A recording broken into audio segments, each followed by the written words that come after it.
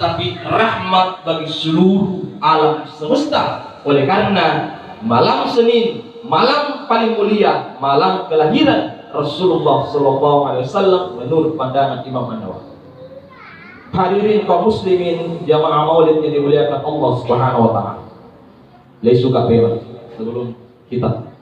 Saya selaku pembawa hikmah secara singkat mengajak kepada seluruh hadirin untuk membuka satu lembar halaman sejarah dari seorang manusia yang paling tebal halaman sejarah hidupnya sampai hari ini. Risalah kenabian masih berlaku sampai hari kiamat, ialah baginda Muhammad sallallahu alaihi wasallam.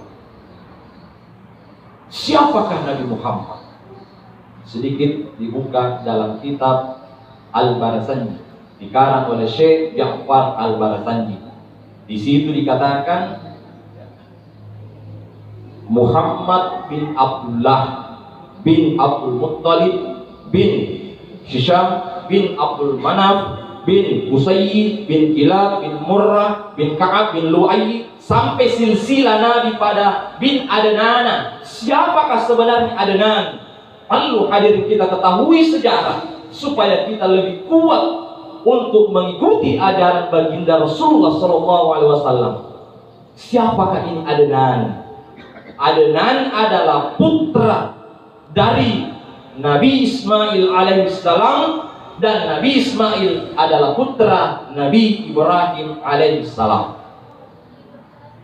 Maka dari Andre Guruta Sanusi Baco, waktu saya masih kuliah di Mangkoso, dia berikan maulid di Masjid Ad-Dakwah Mangkoso semester 5 pada saat itu.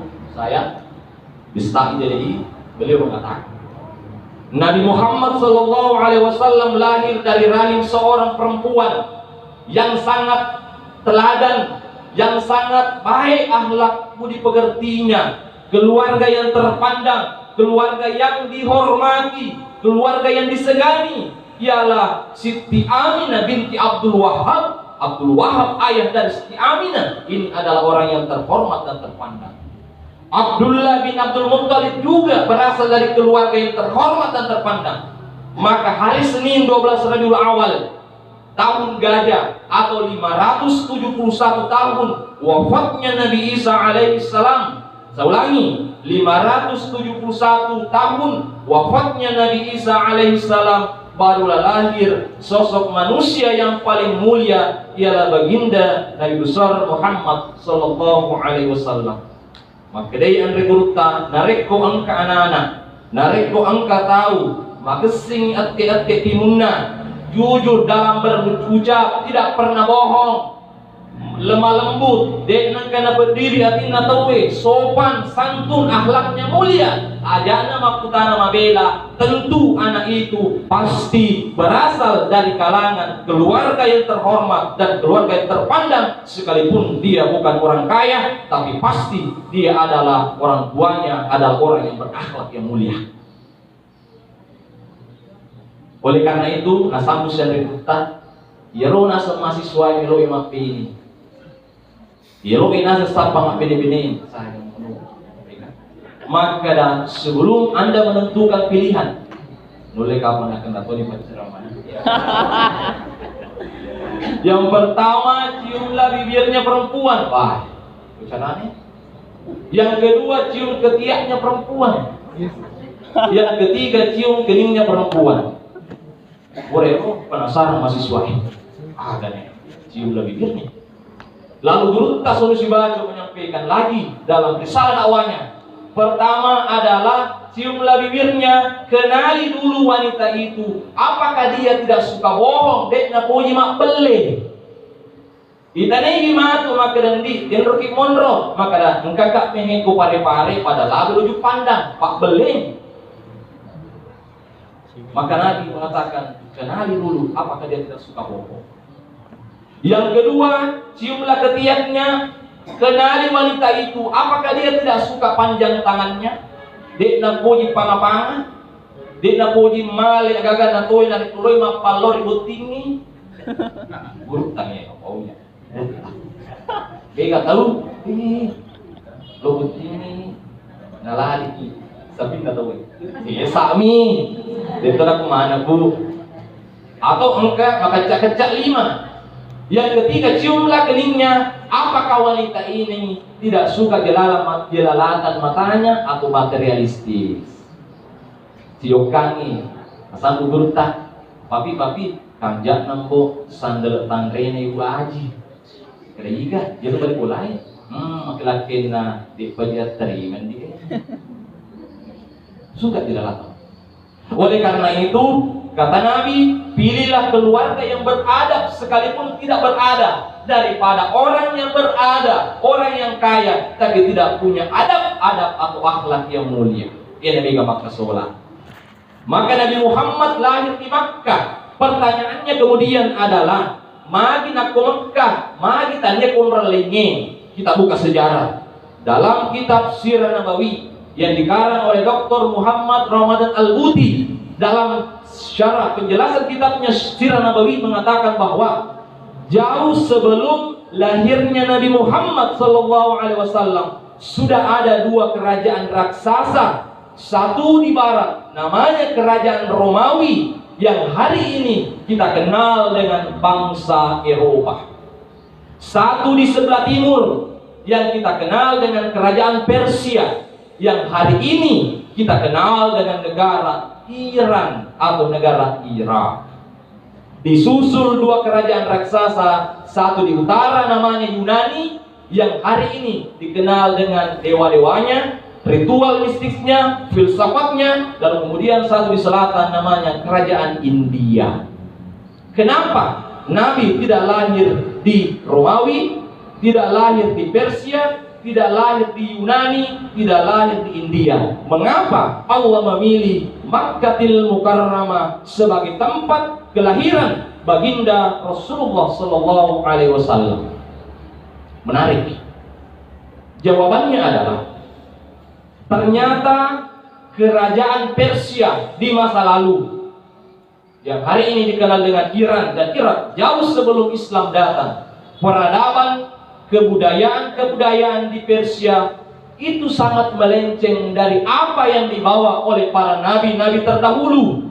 Salah satu ajarannya adalah bolehnya seorang anak laki-laki menikahi anak ibu kandungnya. Subhanallah. Bahkan Raja Yazrid yang kedua, Raja Persia, ternyata dalam sejarah pernah menikahi putri kandungnya. Ini dalam sejarah kerajaan Persia. Sementara di kerajaan Romawi, di sana mereka tidak bertahayul, mereka tidak percaya kalau tidak dilihat secara mata. Yang berkembang adalah materialistis, liberalisme, dan sekularisme. Apa-apa saja harus dibuktikan dengan akal dan panca indera.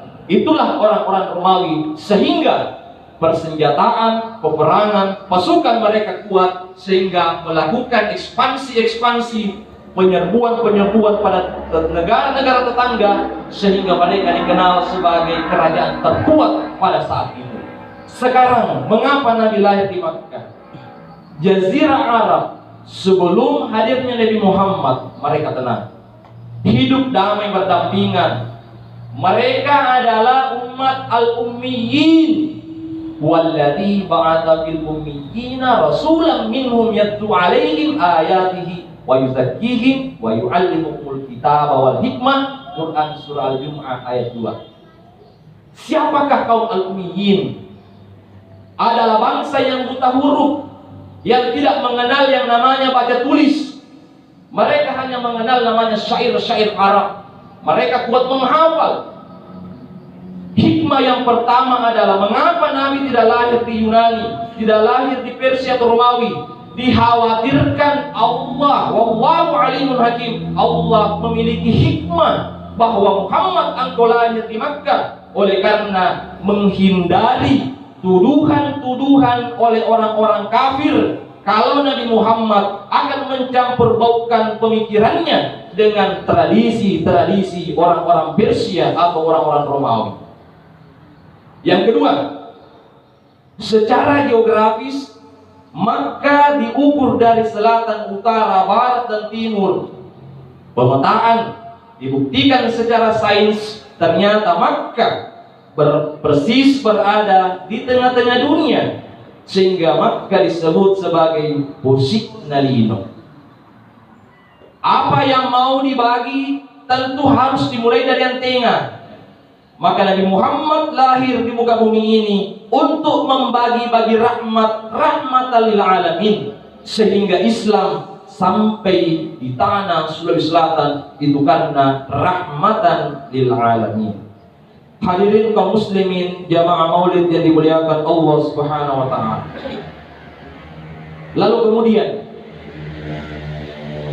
Rasulullah sallallahu alaihi wasallam pernah bersabda, "Tuba liman ra'ani wa amana bi, thumma tuba, thumma tuba, thumma tuba, wa liman amana bi wa lam yarani." Beruntunglah umatku yang hidup bersamaku lalu beriman kepadaku. Tetapi lebih beruntung lagi, diulang sampai 7 kali. Ada riwayat lain mengatakan diulang sampai 3 kali saja. Summa tuba, summa tuba, summa tuba, waliman amana bi walam yarani. Tetapi lebih bahagia lagi mereka yang tidak pernah melihat wajahnya Nabi lalu kemudian beriman kepadaku. Siapakah mereka? Ini mana jamaah maulid yang hadir di tempat ini tidak pernah melihat fotonya Nabi, tidak pernah melihat balihonya Nabi, tetapi kita adalah pengikut Nabi Muhammad sallallahu alaihi wasallam. Hadirin kaum muslimin jamaah maulid yang dimuliakan Allah Subhanahu wa taala. Di dalam kitab Al-Barzanji, Syekh Ja'far mengatakan, "Walamma tamma min 'amlihi syamrani 'ala mashhuril aqwalil marwiyah, tuwfiya bil Madinatil Munawwarati Abu Abdullah." Di Al-Barzanji, ketika Nabi Muhammad berada di dalam kandungan perut ibunya selama 2 bulan, syahrani 2 bulan ilalan nabawan indukna, perjalanan menuju Madinah, tu'fiya bil Madinatil Munawwarati Abu Abdullah, nama tegas ngambokna yasani Abdullah. Berapa? 2 bulan. Dekna kanite ambokna. Mengapa Nabi harus yatim? Itu yang pertama, ada hikmah. Nareko angka tahu belalana jamaah maka dah ia kesibit cumot pak namati ambuku niga pada perik Nabi Muhammad nak pai 2 bulan itampu aku indona amina. Nale dari Bang Masino ko Allah taala ampu ne Sang Abdullah. Hikmahnya apa? Ternyata Nabi Muhammad sallallahu alaihi wasallam dipersiapkan kelak di kemudian hari adalah pemimpin umat yang tidak boleh manja, tidak boleh selalu mengatakan, "Oh ambo itu amuriku keluargaku enggak kok polda, keluargaku enggak kok pengadilan." Maka generasi ini bukanlah generasi yang unggul yang dikatakan di dalam baliho selalu mengandalkan orang lain. Yang kedua, ternyata engkau napune indoe magjaralada napune amboe. Tega naro, ibu memiliki tali pusar dengan anaknya. Irung, rasanya ogi irung pada saat kita lahir, ditepen irungnya, kemudian berpisahlah. Itulah yang disebut dengan perlu. Makanya anak yang durhaka pada orang tuanya, khususnya pada ibu, disebut dengan meleperu, atau bahkan lebih di atas lagi, petu peru. Tidak ada ibu yang lupa pada anaknya, tapi yang banyak adalah anak yang lupa pada ibunya. Ini yang banyak. Oleh karena Nabi mengatakan, saya adalah orang yang pertama yang mengatakan adalah wanita adalah makhluk yang harus dihargai di muka bumi ini. Al jannatu tahta aqdamil ummahat, dia harus dihargai kuyawana palakajina indoe. Contoh ruku biasa makada di rumah dari kesik makun terima kada bapak na toja siwi anakmu melo kadol masesak ke ujungnya. Maka dapat natojan anak-anak karena si kerak na cow itojan lumare tolena mak keluru natojan mutoi mangingi tojan maka ada anak maka tapane na sali season ni si sakit pa orang ni de nalemu nyawa na makun reye mangkalingi anak kerra ditojangi na salaiwi wero toja cari-cari la selesai ke ujungnya. Nape makada uru sumang anakku depan nagis si anakna tanpa membeku lapung anak-anak ini dimiliki oleh semua perempuan dan jarang dimiliki oleh laki-laki. Yang kedua, madari apa dia tanya anaknya maka dia kasih makna jilitin nih oh bapak na timnya gosok nih mungkin mihina sa anakmu apa ditangi maka engkau kasi na bobe ala nyampe di ko na gusto anakmu Allah nalanjutin rona tapi makundai ide dalam nyawa na tate telusu na moto nanale kasi kero minyak gosoe napa nasapurwi kasi ketang na lapong anak napa na makada buang napa na bacaan salawa Allahumma sholli ala Muhammad wa ali Muhammad buang papa di kesana Allah salawatin bil papa yarga angkana tumatuai rahim makada patengan orang baca pasti lolong Allahumma sholli ala Muhammad wa Muhammad wal yatalattaf wa la tushkiranna bikum ahada diluruan buang tanapun pade ini hikmah mengapa diului mati amboe nanya Indo. Lalu kemudian selanjutnya suatu ketika Rasulullah Shallallahu Alaihi Wasallam diajak oleh pamannya bernama Abu Thalib. Abu Thalib ke negeri Syam untuk berdagang. Di usia 12 tahun negeri Syam dikenal hari ini dengan negara Palestina, Yordania, Lebanon dan Libya. Itulah negeri Syam dalam sejarah Islam yang tempat berdagangnya Nabi Sallallahu Alaihi Wasallam. Lalu datang pendeta mengatakan, "Hai si fulan, apakah ini anak kandung kamu?" Maka dia anakku. Maka dia menurut kita ubacai mangkeleko. Hebat nih pendeta ya sengi bahira. Seorang pendeta punya kelebihan bisa mendeteksi anak ini sudah yatim. Mangkeleko ku anakmu ku memang. Kenapa? Awan yang mengikutinya.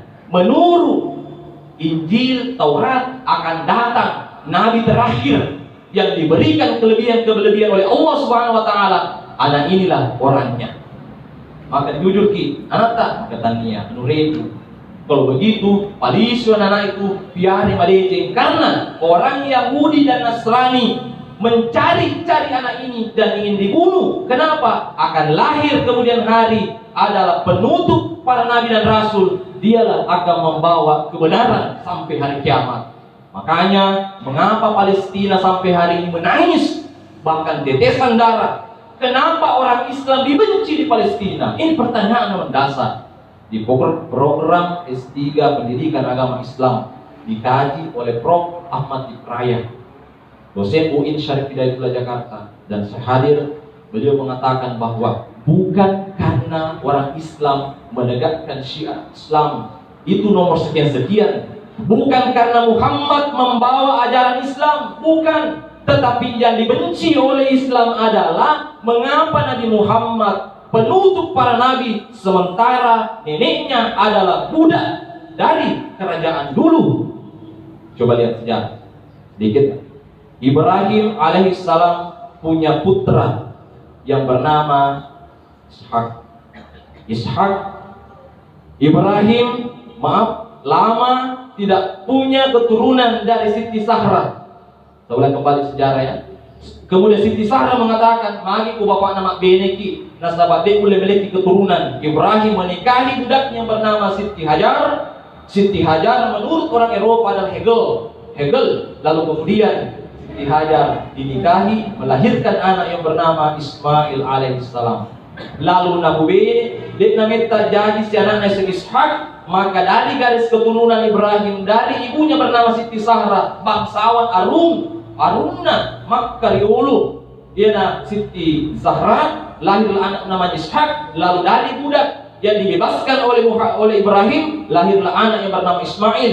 Dari Ishak turun Israel yang hari ini disebut dengan orang-orang Yahudi, Bani Israel atau Yakub, Nabi Yakub. Dari garis keturunan Nabi Yakub lahir Nabi Musa alaihissalam, nabinya orang Yahudi. Dari Nabi Musa lahirlah Isa alaihissalam, nabinya orang Nasrani. Dari garis keturunan yang berbeda, Ismail alaihissalam sampai Muhammad, sampai Adnan, sampai Abdullah, lahirlah Nabi Muhammad SAW. Pertanyaannya kemudian, mengapa orang Yahudi dan Nasrani membenci orang Islam, padahal kita berasal dari satu kakek yang bernama Ibrahim alaihissalam? Yaitu kuma pada rakyat tahu madarik malaga-laga, tetapi taliu-liu batena pak orang Yahudi Nasrani namutungi pada ranena, mengaku bahwa Masjidil Aqsa adalah gereja. Mereka mengakui bahwa di sini adalah tempat nenek moyang kami. Sementara kita buka Al-Quran surah Al-Isra, minal Masjidil Haram ilal Masjidil Aqsa.